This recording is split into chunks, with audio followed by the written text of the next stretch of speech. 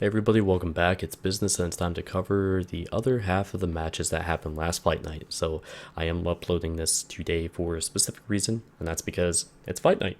And I'll have all the information down in the description below, so feel free to check that out. I believe it starts at 8:30 p.m. Eastern, but just check the description for confirmation. Salty Seaman is the team I'm covering here, and they are fielding the same team as they did last time, but they're going up against the Haku Ryu this time, and that is from the WARBEASTY boys. So we get a different team to face, and this is some entertaining stuff, I'll say that much. So same layout as the last few times we've seen. Of course, the curvers start way in the back. You got your flanks covered by the cruisers and destroyers, so they've got to make a plan and stick to it right away, or learn how to adapt. And of course, with the advanced scouting done by A432 with his dive bombers here, they already have to kind of reconsider what they're going to do. But I do have some post-match analysis that I'll discuss towards the end of this first match. But it looks like A432 is going for Never Forgotten here and dropping some bombs on him. Not really sure if he just decided to say screw it and do it, because there's a Gearing and a Des Moines right here, and the Hindenburg's AA is no joke. So he lost most of his planes, almost all of them actually, in that little dive bomb attack, and not really sure if I could say that was necessarily worth it.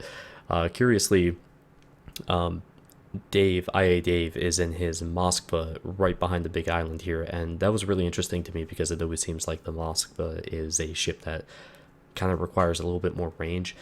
The guns are certainly potent at pretty much any range, and especially up close, like all the other tier 10 cruisers, but it definitely seems like with the lack of mobility that it has, that it seems like it would be a better idea to stay a little bit further away and support, as opposed to be up there with any of the battleships. Now A432 just lost 3 torpedo squadrons, just like that, and they only got a couple torps into the water in the first place, so I can't say that was worth it. But it definitely seemed like possibly a bad idea, or just maybe a miscalculation on his part. But the curve first are being smoked up by Quicksilver Slash here, and the interesting thing is Porsche Racer is bringing up the rear, and it's kind of preventing A432 from being able to get around and attack the curve first specifically with any real effectiveness, because there's such a massive AA bubble from the cruisers.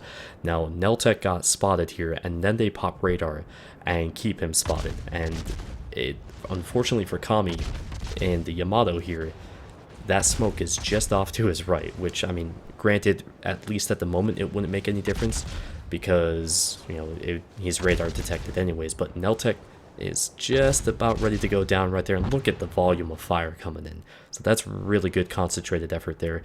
And IA Dave is being caught broadside here.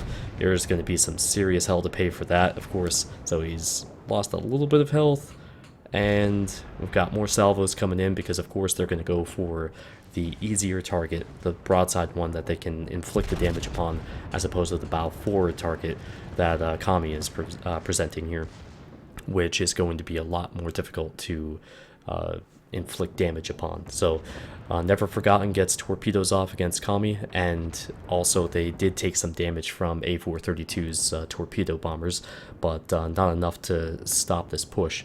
So Dave is still backing up a bit, and Porsche Racer is still bringing up the rear, and so that's something that Dave has to be considered. Well, he has to consider, because if he goes out any further, Porsche Racer is going to be able to just broadside him and just lay into him. But get another nice hit there from the curve first, and got more torpedoes coming in, but this time it's from the Gearings, and looks like JCF is going to take one right on the nose, while everybody else manages to get around.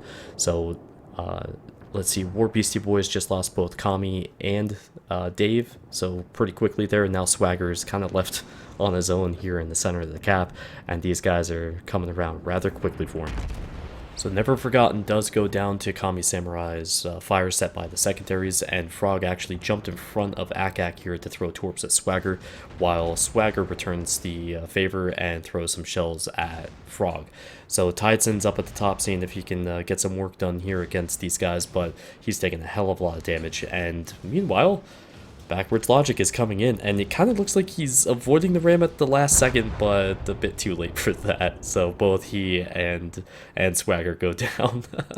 Wasn't really expecting that, but Slap is now left here in the center of the cap circle, and we got those 16.5-inch shells coming in and just punching right through the front there. So yeah, these may be tier 10 ships, but you know, they delete and get deleted very, very quickly. So after talking to Salty Seaman afterwards, their whole plan was to push up and around that island and just punch through, and that's exactly what they were able to do, and they come away with the victory. So very interesting to see that the carrier may have played an important part, but it didn't overwhelm Salty Seaman, and it wasn't able to really secure a victory or you know, make the game a bit closer for WARBEASTY boys.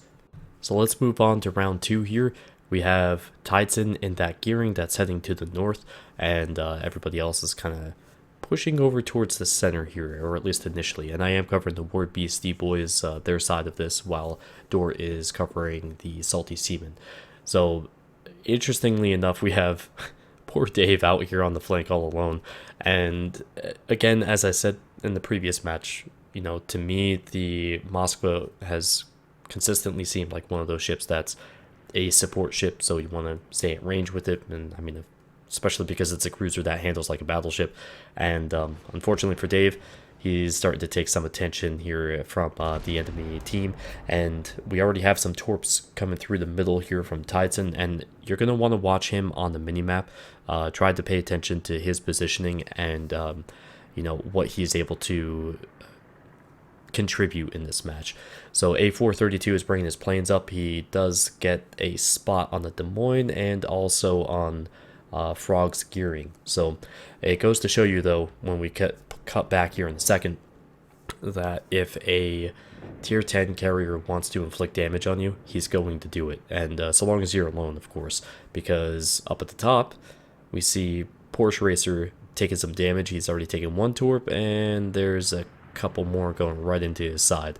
So it's not a massive amount of damage. I mean, it's not a devastating strike, but it's all about chipping away bits and pieces, of course, and that actually changes how he engages somebody else later on. You know, and I'm just saying in general, not necessarily this match, but Dave has lost about 60% of his health, and he is still getting driven to the south by the enemy team. Now, this is interesting, though, because that plays right into his hands. And also, while this is happening, we've got torps coming in from Titan. Slap is in the south of the center cap there behind the island. We have Swagger and Kami in their Yamatos hanging around the smoke there that Neltak is providing. So, again, he's taking the attention while the torps come in and do some serious work. So remember, the gearing has 10 torps. 8 of them hit. That's insane. That's completely nuts. And I mean, that totally changes this match, because now Dave is in the sweet spot, and he is, you know, camping behind an island, which is behind an island behind another island, and raining down shells on these guys that are spotted, because he's got the trajectory and the shell speed to be able to make these shells hit despite being at a very lengthy range. Now, Never Forgotten is going to be moving up here in just a second, and they did lose one of their destroyers as well, so that's a huge deal. And what you'll consistently see in any of these fight night matches is that when a destroyer is spotted, everybody goes all in on the destroyer, because it is the most important ship to take out because of how much control and utility it provides, and of course the massive amount of damage that they can inflict in such a short period of time. So there's a few things happening right here. Slap took a ton of damage there while he's trying to inflict some damage upon Never Forgotten as he's pushing up, because he obviously, Never Forgotten, his torps are a huge deal here. If they get in against the battleships of Swagger and Kami, that's gonna have to make them turn a bit and open them up for the Kerr first and anybody else. So Slap takes some significant damage though through the front, and meanwhile all that's happening, Akak is in the center of the cap here with Porsche Racer backing him up, and he's almost down as it is, but he's got some torps coming in, and he's down to a sliver of his health. So Frog is coming in behind Porsche Racer to back him up. Meanwhile, we have Tideson doing a hell of a job keeping these guys in check and preventing them from being able to push down and try to help out JCF to the south and the other guys that were down there. But Frog's smoke is just a bit too far behind and probably just a bit too late as it is to be able to make much of a difference there for Akak. And Slap manages to take out backwards logic, but gets taken out in the process as well by the Torps that Never Forgotten had sent off earlier, while JCF takes a big hit and dishes out one massive hit against Kami, cuts him down to almost half health, which is insane. But Neltek is coming in behind Kami, while Kami is drifting backwards, try to get him in the smoke. And one of the hard parts about this type of situation is that I don't know if JCF has like his hydro active currently, but he is trying to focus on getting, and I think he does, but he's focusing on trying to get Neltek, I suppose. But regardless, a few more kills there as JCF goes down, and it's down to just Porsche Racer in the Des Moines and Frog in the Gearing. And now Tideson gets called out in chat by Frog, who says he's coming after him. So a little bit of friendly banter there, I guess. But yeah, Tideson is trying to get the hell out of here while Frog's coming after him, and everybody else is shooting at Frog, of course, including A432, who certainly did have a much greater impact this match than the previous one. His planes were much more aggressive and actually more to the point they were more effective in being able to drop their payload and be able to inflict some damage. And Neltek manages to finish off Frog right there. There we go. And now it's just left to Porsche Racer, and he's in front of a pair of Yamatos. So I think you know how this ends, but hell of a match. So very, very interesting result there. And especially with those torps that came in from the side there when all those guys from Salty Seaman were huddled up behind the main island in the center, that totally changed the game. Now, speaking of game changers, we have our tiebreaker taking place on Ocean, which is very significant because there's no cover whatsoever. But the teams got changed up considerably. Never Forgotten is now in the Haku Ryu. Backwards Logic is in the Yamato. And Summers 381 is also in the Yamato. So there's no more Curve anywhere on the map. And let's see, they had Frog get substituted out for Summers. Porsche Racer is in the Des Moines still, but Ak is now in the Moskva, and Quicksilver and JCF are rounding out their gearings. On the other side, we have, let's see, actually the only real change would be Neltek and his Shimakaze. Otherwise, they're pretty much the same team, the WARBEASTY boys. Now, unfortunately for Summers, he is caught way out on the wing here, and I guess it was just more of an issue with the spawn point as opposed to anything else. Quicksilver is getting attention from A432, and there's a whole separate battle that's going to be going on here with the aircraft carriers that I'm unfortunately not going to be able to keep track of, not very well at least. But Summers got kind of screwed here because, again, he's trying to get to the rest of the team, and those torps came in and forced him to turn back to the north, and now he's got to turn back to the south and try to catch up and link up with these guys to be able to bring their full firepower to bear on any given targets. So, and again, that's one of those things, one of those particular intricacies of play from good players to force battleships to always be turning their turrets. I mean, that really screws them up, I can tell you that much, from all the battleship matches I've played. I mean, a few things are more frustrating than just simply not being able to get your turrets on target because you're always having to turn. Now, the WARBEASTY boys are getting spotted a bit here. They have torps coming in from one of the gearings, and this is pretty interesting because I didn't expect to see them out here as far away as they are, but I sure as hell didn't expect to see Neltek pop up and take one of the gearing torps and lose half his health like that. But if you're looking for when a match has its tipping point, and I think all of the matches I've shown you so far have had that, this is it. So this is when things start to really push forward and things start getting a little crazy. So Neltek goes ahead and throws his torps against the Salty Seaman Smoke and the whole group that's there, while Never Forgotten drops torps and they parallel him. And this is interesting because if he slows down, he's obviously going to be exposed for longer. If he turns right, he'll be broadside to these guys. But, and this is, yeah, I can't really comment on what Neltek's thinking here. I wish I would have asked. But that was unexpected. I I don't know. I don't know what happened there at all, so I'm not going to comment on it. But yeah, so that happened, and he's down to I think 1400 HP, and that makes a huge difference because if they can just get another shot on him, if they can just knock him out as soon as possible, then they only have to worry about one more destroyer, and they could really incorporate some sort of forward push here, the Salty Seaman, to be able to try to take control of this match. And the thing is, the last set of torps from Tideson and Neltec haven't hit anybody. So that's 25 torps into this area that haven't done anything. So that's potentially encouraging, you know. But at the same time, Porsche Racer is exposed here, and down he goes. So he took some damage there, and there was a fire on him from Slap.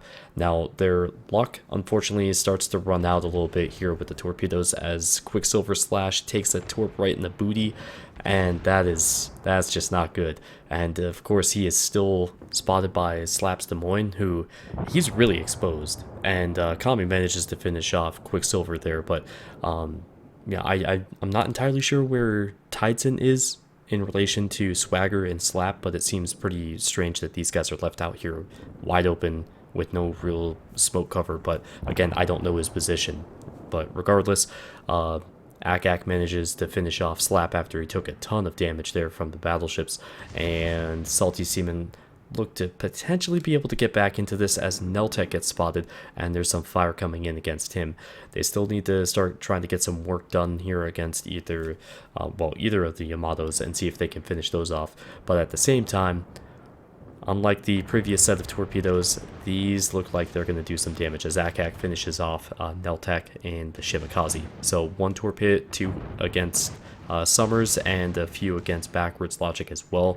And then more and more torps as Tideson finds the mark there against Akak and gets one against Summers as well. And there's more torps. I mean, they're just all over the damn place. But Swagger goes down to fire from Backwards Logic, and Kami starts to move up a bit here. And we still have Dave in that smoke just firing away at Backwards Logic as well. And Kami nails Backwards Logic for about 45,000 damage right as the fire is set in, and managed to secure the kill for Dave there against Backwards Logic.